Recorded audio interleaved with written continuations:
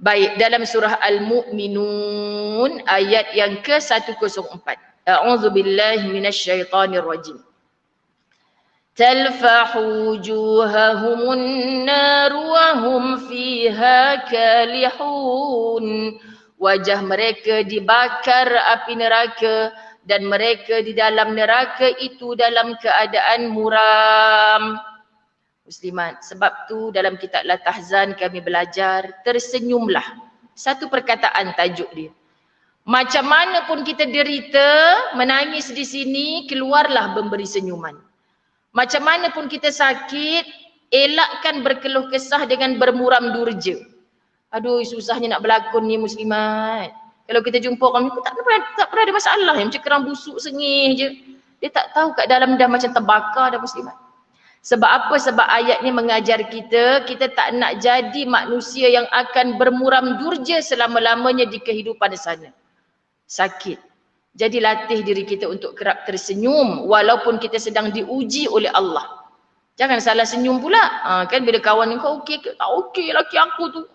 Bila jumpa laki orang, abang okey pula senyum. Sabar je lah muslimat, geram, salah senyum.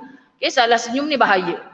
Seorang ulama yang mentafsirkan ayat di atas berkata, hanya dengan satu kali jilatan saja oleh api neraka, seluruh daging mereka akan terlepas sama sekali dari tulang-tulangnya dan jatuh tepat di telapak kaki kalian. Subhanallah, hanya sekali jilat je api neraka ni. Subhanallah sahabat-sahabat, kalau kita kat sini dengar minit keberapa setelah awak nampak kebakaran tu macam yang berlaku kat rumah saya baru ni, jiran depan rumah yang nampak, kiri kanan tak perasan. Padahal bahang dah muslimat, orang kiri kanan dah berasa bahang dekat bahagian dapur. Orang belah depan nampak daripada sliding door. Orang semua masa tu tengah dekat surau solat isyak. Berlari dia pergi surau, pakcik, rumah pakcik ni terbakar. Sambil-sambil berlari tu dia telefon bomba. Kan kalau bomba tak datang cepat, habis seluruh satu row ni habis mungkin. Tapi jangkaan-jangkaan manusia, kalau cepat lagi mungkin bahagian dapur je.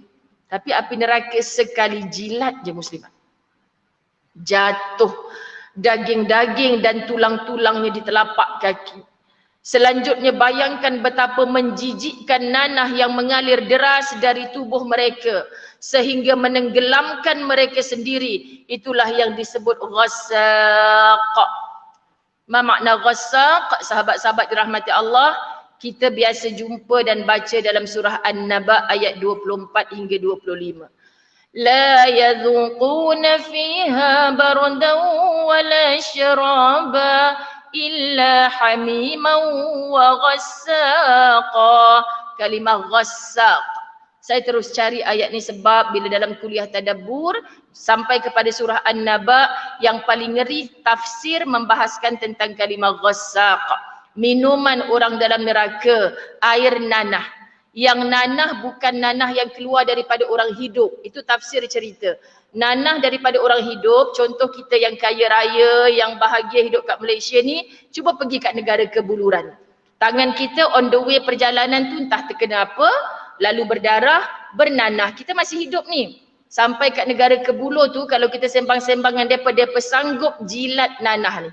Nak cerita mereka punya kebuluran. Sebab tu biasa je bagi mereka minum air kencing anjing di negara kebuluran. Faham ya muslimat?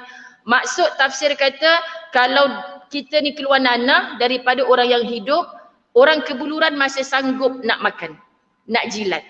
Kita memang tak sanggup lah sebab kita tak ada masalah kebuluran kan.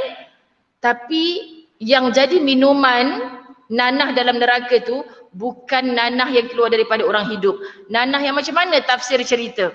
Nanah daripada bangkai yang keluar air putih.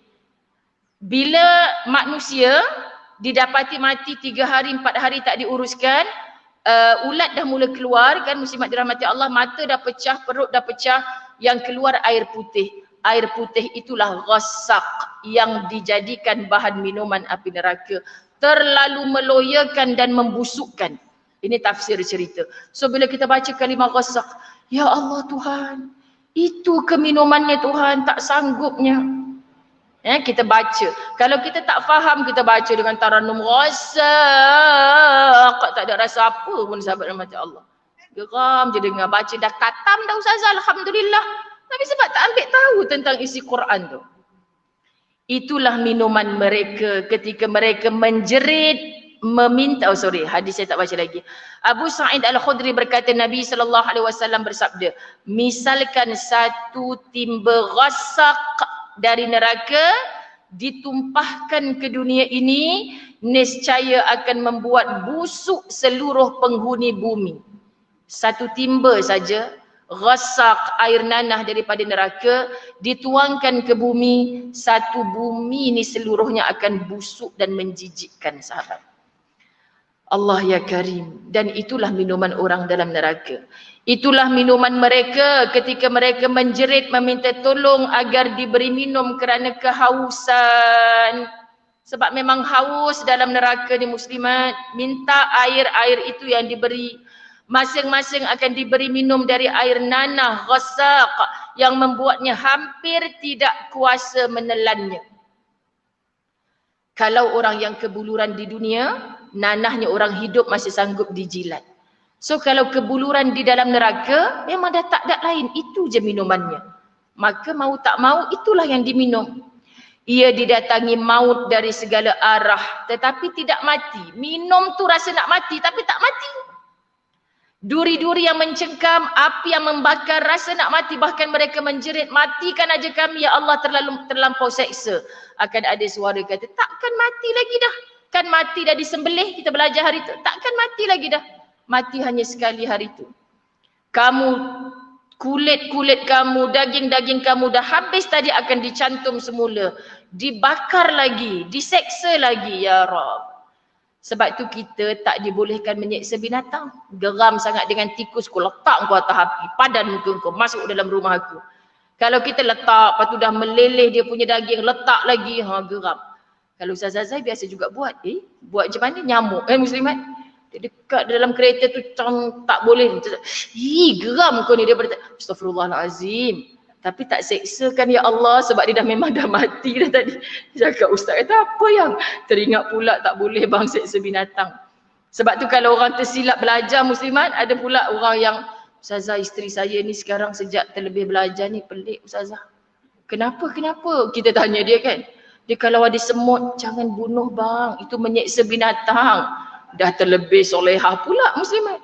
Binatang perosak kita boleh bunuh. Tapi jangan niat menyeksa. Padan muka kau. Siapa suruh duduk dalam rumah aku? Kan kita dah bakar dia, kita dah macam-macam tak boleh. Jadi itu hanya sifatnya orang yang dihumban dalam neraka. Dan ketika mereka kembali menjerit meminta tolong agar diberi minum, mereka diberi minum dengan air yang panasnya bagaikan timah cair yang membakar wajah. Inilah seburuk-buruk minuman dan itulah seburuk-buruk tempat tinggal yang kotor. Sahabat, bersama 1.5K yang menonton di talian, kita sama-sama bergetar jiwa. Semoga Allah tunjukkan kita hidayah, kekuatan amal. Sebab kita selalu berperang dengan iblis, kita berperang dengan hawa nafsu kita. Hari ni kita rasa takut. InsyaAllah balik ni solehah belaka, tahu sahabat. Ada kucing orang sebelah berak depan rumah pun kita sabar nak masuk syurga ni, tak nak masuk neraka. Sebab tu majlis ilmu ni kena hari-hari. Barulah nak marah tapi kena sabar itu berjaya. Muslimat dirahmati Allah. Jadi kita sama-sama